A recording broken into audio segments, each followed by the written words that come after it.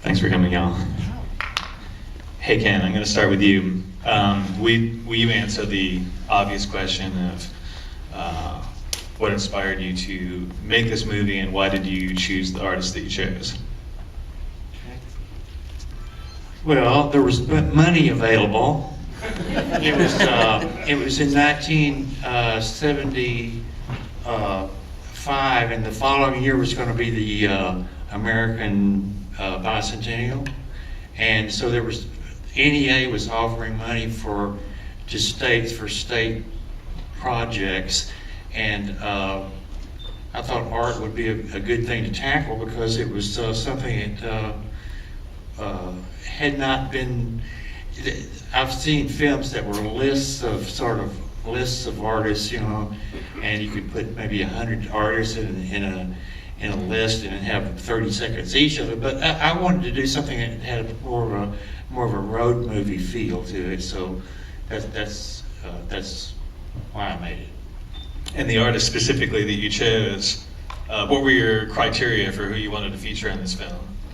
Well, I wanted people with of interest, interested on the screen, and I knew, that James Searles was sort of a sex symbol, in the art world, and so I wanted to. He was doing some very interesting work and physical work, and it's like film. I've always, in documentaries, you go for the process. What is the process, and how does he go about it? And James Searles had this process that he went through that was very interesting, and so it was something that we could film. And George Green, very introspective guy, he was handled differently because he was. I liked the fact that he was from West Texas, and we needed somebody from West Texas to represent West Texas, so we did that. And Bob Wade is Bob Wade, and so I wanted to have him in it. And once again, that was really a good opportunity to have a mini road movie and kind of thing. So, and he came along with a wonderful sort of Sancho Panza to Don Quixote there with James, who was a great driver and a great comic character in his own way. Something that strikes me about this movie is the fact that there aren't any experts talking at you and telling you what to think or providing the context. That this is just a very pure document of the process that you're talking about and of these personalities, and you were just following along. You're a fly on the wall, and viewers are left to draw their own conclusions. Yes, I really wanted to do it, and the Maysles brothers and the New York filmmakers of the time were working in cinema verite, which was basically no narration, no direct interviews, and let people piece things together in their heads. And I've always found that was much more interesting than to do sort of an analytical kind of word-heavy thing. Let me ask you, Bob, if you could give us some sense of what it was like to be an artist in Texas in the 70s, and what that meant to you as somebody who was drawing heavily on the emblems and symbols of the region. Well, I've always said that there's a lot of stuff down here to work with, so why not just go ahead and exploit it the best you can. And I think a lot of the artists at the time, Jim Roach is another guy who was around, a bunch of us, were pretty much not anti-New York, but we just felt that there was some material that could be dealt with, and in many cases we dealt with it in a little bit of an art world manner. I mean, we were all, of course, I think everybody had a master's degree. We weren't, hayseeds, and even though a lot of people think we probably still are, but maybe we are, I don't know. So, but we were having fun with it. I mean, we definitely were not overly serious, but we had aspirations, you know, for New York or LA, whatever. We wanted to be recognized. We wanted to have shows in nice places, and I just think it was an exciting time. And there were people in Houston. There were a whole crowd of characters in Houston blowing and going. They had our little group of guys in Dallas, and you know, had people all over the state, and everybody was, you know, trying to get somewhere with the stuff. And it was exciting that Ken Harrison came along, and to this day I have no idea how we really got chosen. You might not either, I know, but I'll say one thing. It was Robert Wilson, if I'm not mistaken, who was running the KERA. Isn't that correct, Ken? Wasn't Robert Wilson Yeah. in charge of that? Sweetheart guy, the dad of Luke and the actor. So we've got a famous guy here who, at the time, we didn't know who those kids were going to become, and then you showed up at our doorstep and said, we want to make this documentary. We had no idea what this was going to be, what it was going to be like, and we just went with it and trusted Ken, did what he said, and I guess we kind of got lucky, but this guy's big time. Yeah.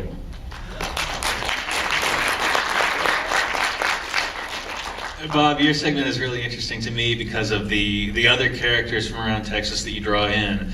Byron Jernigan, your friends at Waco. You told me on the phone the other day you keep in touch with some of these people? I do. I see these characters. In fact, they've been in other documentaries. And you know, the guy who, one of the head guys who he shot that car at the very end and made it to its whole big deal. His name is Parnell McNamara. And Parnell was his dad, the guy that shot the beer can. His dad was the federal marshals. That's what that was all about. They had a little firing range up at the family ranch. A little family ranch firing range. Car, weird cutouts and stuff like that. But anyway, so those were the sons of the federal marshals. They became federal marshals later. Both of them retired. Parnell got bored, and now he's the sheriff of Waco. I saw him just the other day. They still go out there and shoot those cars, it's a bad time really right now, I must say, to talk about guns and shooting. I just have to say it's a little awkward to see this under the circumstances, but it was something back in the day, and I'm sure there's still a lot of Texas good old boys and people who just like to target practice and that sort of thing, and I think it was good-natured, and we didn't think anything about it, but just want to tread lightly there. Letitia, I wonder if you'll tell us about the masks. We've talked about this a lot, and there's a lot to say, but just as a summary, what people saw in this film, this is a long-standing, ongoing part of your artistic practice.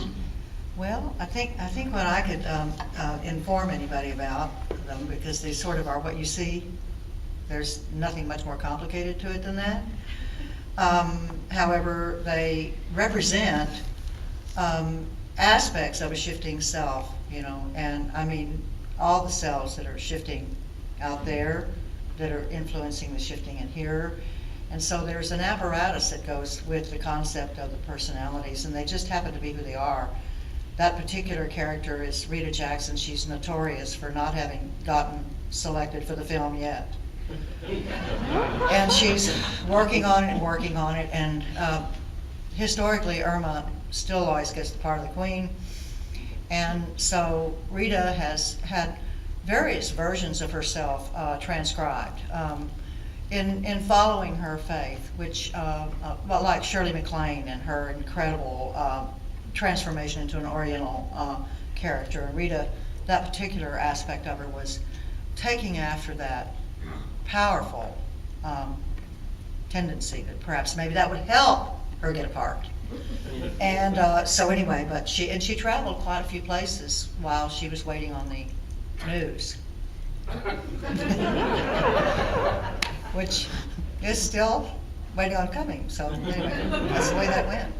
And they're all ceramic, by the way. And now these years, they're glazed on both sides and everything else, and they're very complicated and large. How many of the masks have you made over the years? Several hundred, probably. There's a large culture of them. And I have masks of landscapes. Let's see, churches, architecture, landscapes, concepts, outer space, people, almost animals, animals, and ideas. And sounds. Yeah.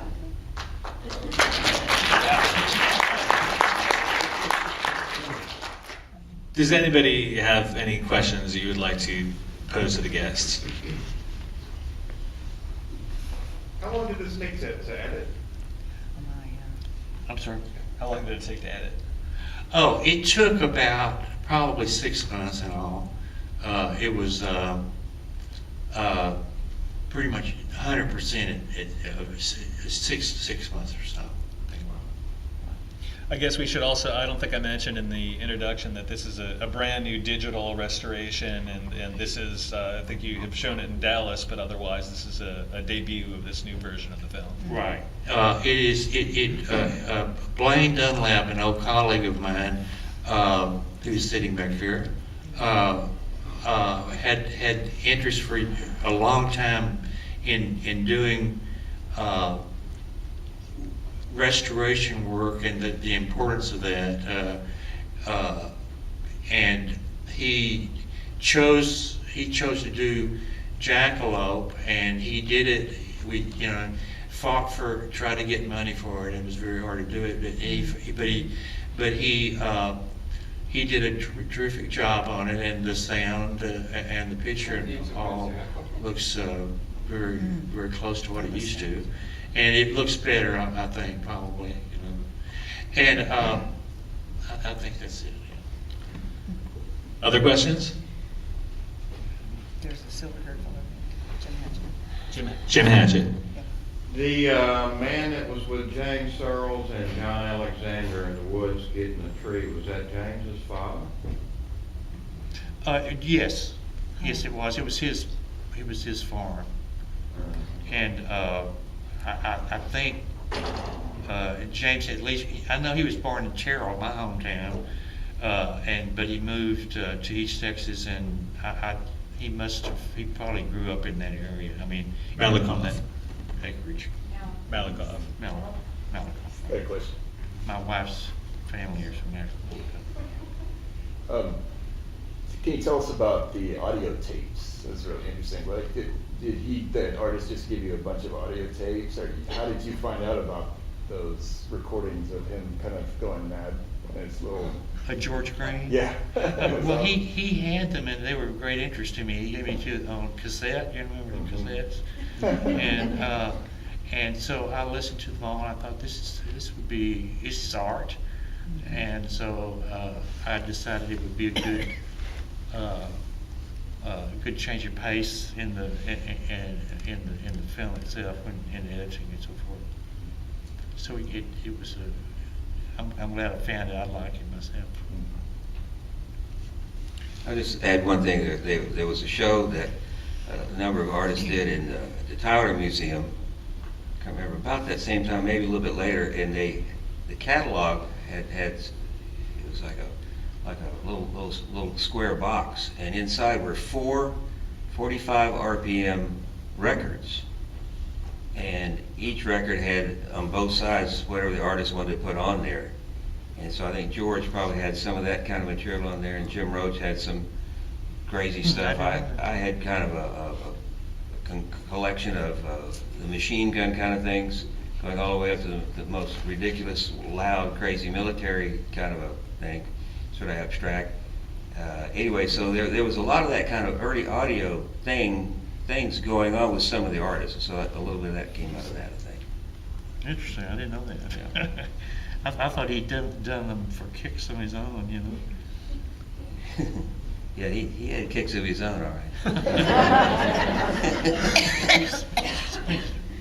Question? Yes, I'm just curious, how have you observed the art in Texas changing over the years since the time of this film being made? What's the question? The change in art in Texas since the time of the film. Either of you care to field that? Well, I have an idea, and I think the idea is, pardon me for that, but that the spectrum has broadened so much. We were a small club of people, and there was a tight conversation that actually was not necessarily spoken, but was energetic. And what I see now is I see that same energetic persistence, but a much deeper and thicker cultural gathering of people, and we're so fortunate to have so much more diversity. So, a lot of beauty in diversity and color.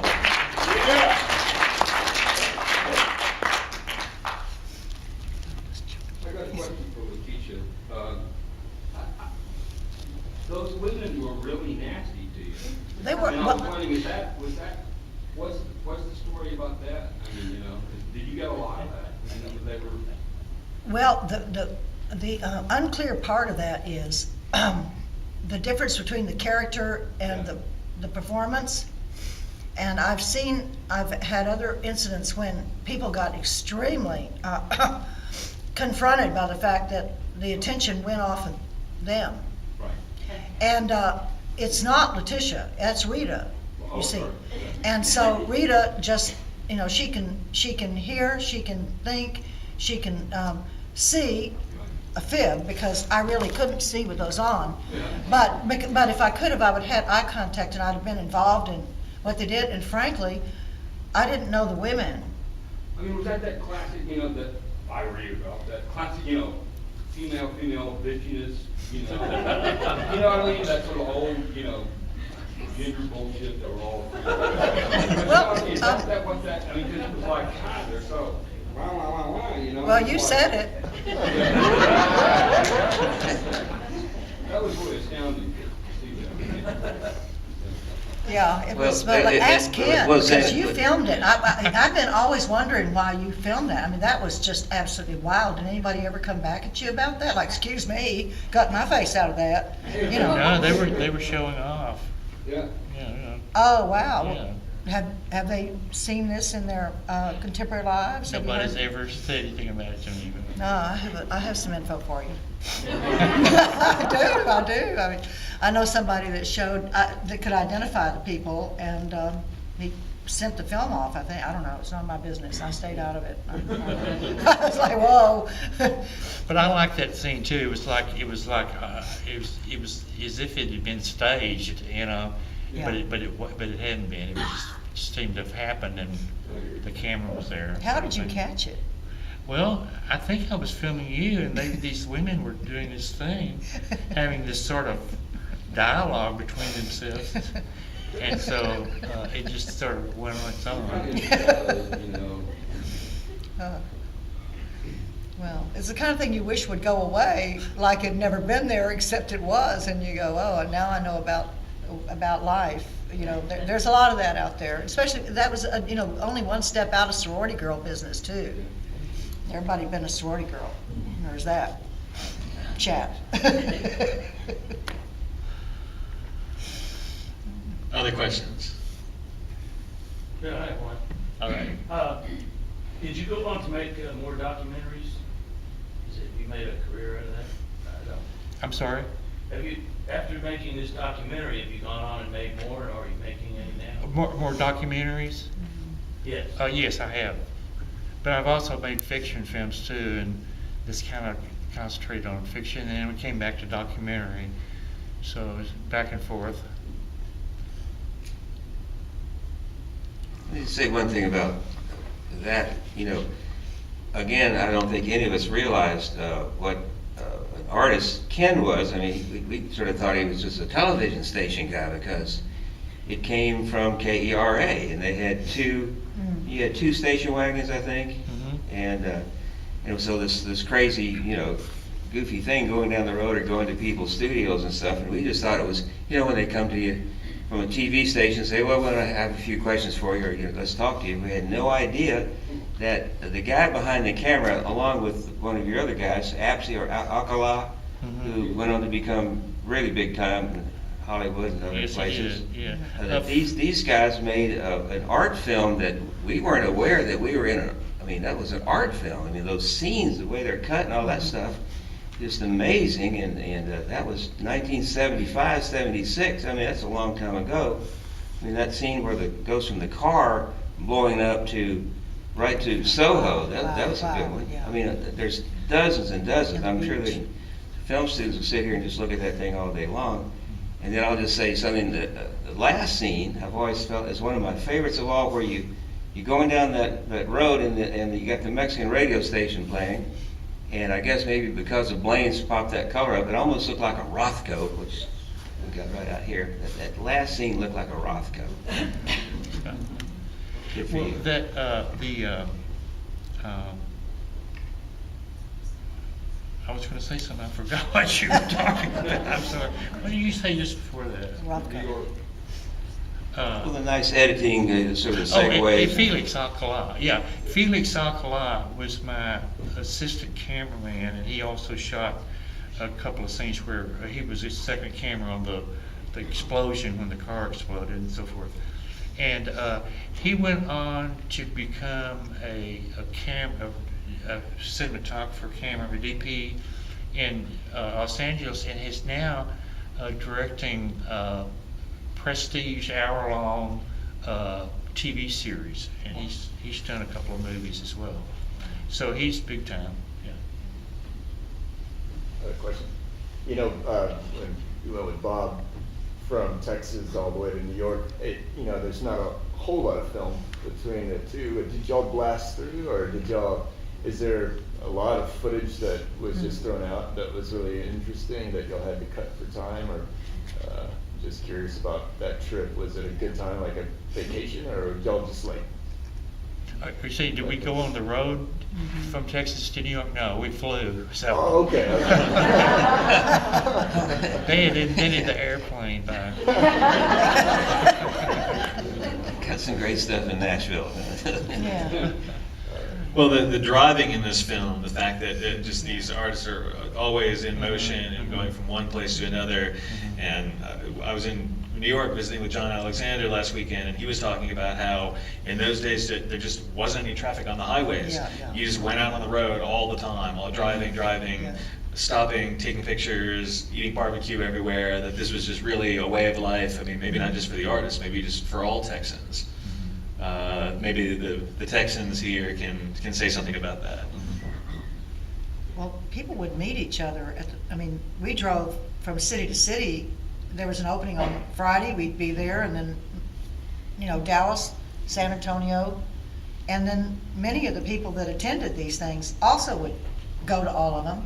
And that's how that San Antonio thing was really quite typical, because, then we'd be Delahunty, and we would just be going on, and almost every weekend, if I recall. And yes, and we were there was a conversation that followed along, and people that went with it and built the ideas, because the ideas were built on belief systems that were, preposterous. And so you had to have someone, playing the other part of the belief system, like with George's, cemetery piece and stuff.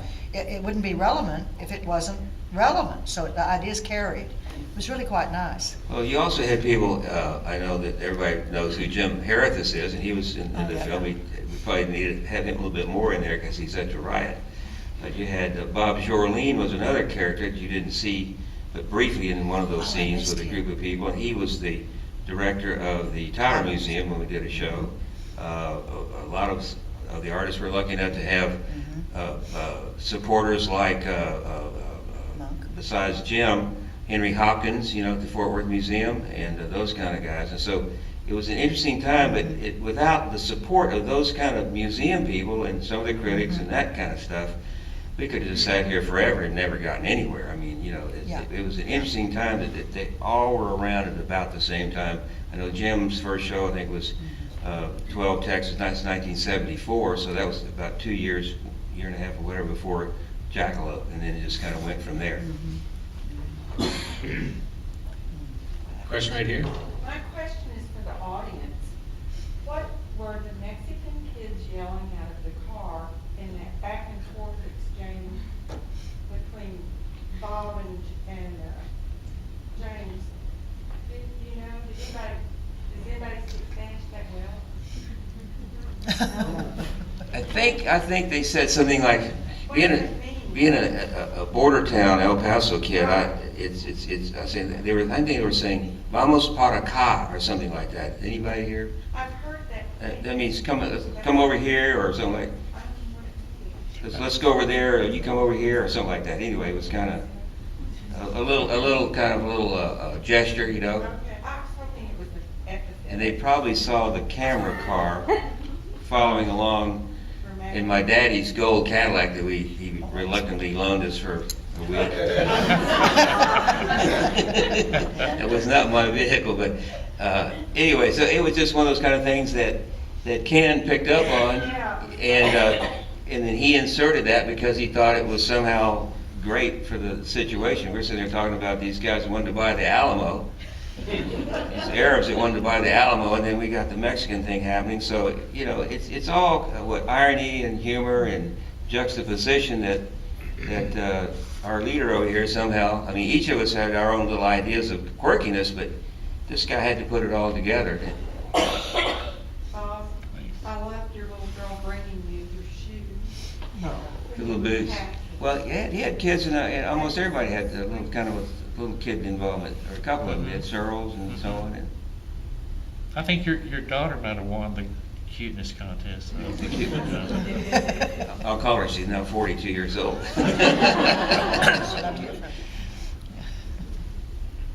question is for Bob. What did it feel like to be filmed? Were you nervous at first and then you just forgot he was there? Were you always aware that he was there filming you?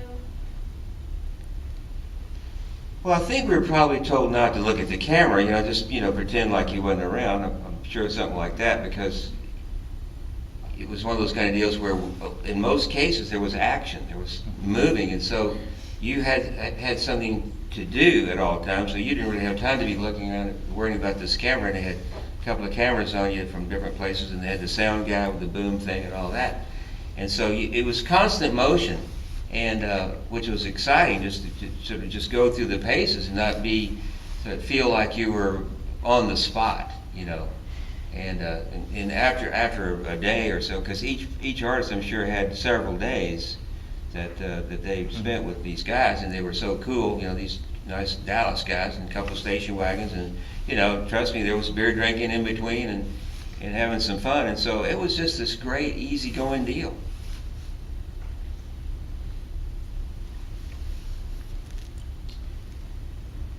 So I'm not really 100% sure how I should phrase this, but as when I was working here in Houston today, a lot of my contemporaries are very conscious about rearing children in their career, or just opt out of involving themselves in it altogether. What was that like, you know, being a professional artist as well as, you know, organically raising a family? Like, how did you find the balance between the two? I know the answer should be, or would be, I guess, different for everyone. It's a bit personal, but just out of curiosity. Well, now, are we talking about Ken raising a family, or Bob? Or well, you know, Bump in the road, here we go. I think it probably goes back, you know, hundreds and hundreds of years. Artists trying to somehow juggle the career with the family, and you're young, and you're basically not really that bright when you're that age. I mean, you know, you're thinking about yourself and the career and the art world, you know, the art world and all that stuff. And I think the art world can really take a toll on a lot of people, and it has. And those of us who have somehow finagled through it are kind of lucky and not without a lot of grief.